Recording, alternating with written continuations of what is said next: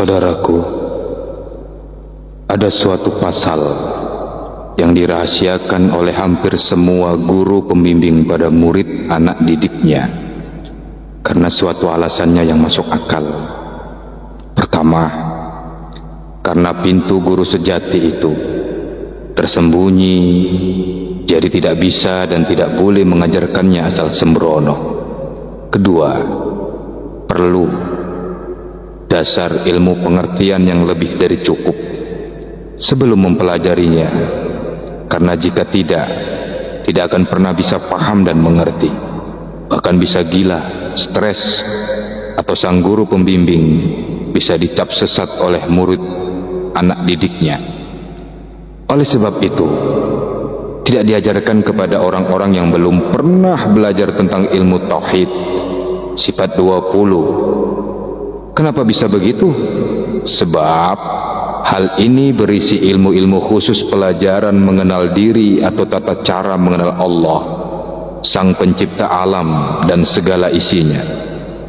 Tujuannya supaya sempurna segala amal ibadahnya. Maksudnya tidak melangkai kodrat dan iradatnya sebagai manusia wajar. Untuk itu kita akan mewedarnya dengan terbuka, tanpa aling-aling apapun. Terserah Anda mau menyebut saya sesat atau kafir, karena inilah kenyataannya, inilah kebenarannya, dan silakan dibuktikan sendiri jika tidak percaya. Ketahuilah, tanpa yang hidup, jasad tidak ada artinya, tetapi benda mati inilah, jasad inilah yang dijaga dan diutamakan oleh kebanyakan orang di dunia ini. Sedangkan kita semua tahu, bila mati kelak, jasad akan busuk dan ditanam atau dibakar. Ini menunjukkan bahwa mati ialah bila hidup yang menghidupkan jasad tadi meninggalkan jasadnya. Kebanyakan manusia pada umumnya menganggap bahwa hidup di dunia ini itu hanyalah cukup makan, bergerak, mencari kemewahan, kawin, menyelesaikan kepentingan, mencukupi kebutuhan dan keperluan, bekerja dan lain-lain. Mereka menganggap bahwa jasad kasar mereka itu hidup dengan sendirinya, yang membolehkan mereka melakukan kerja dan kerja.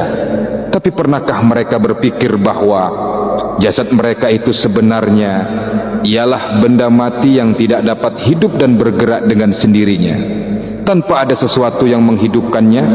Di manakah letaknya yang dipanggil hidup itu?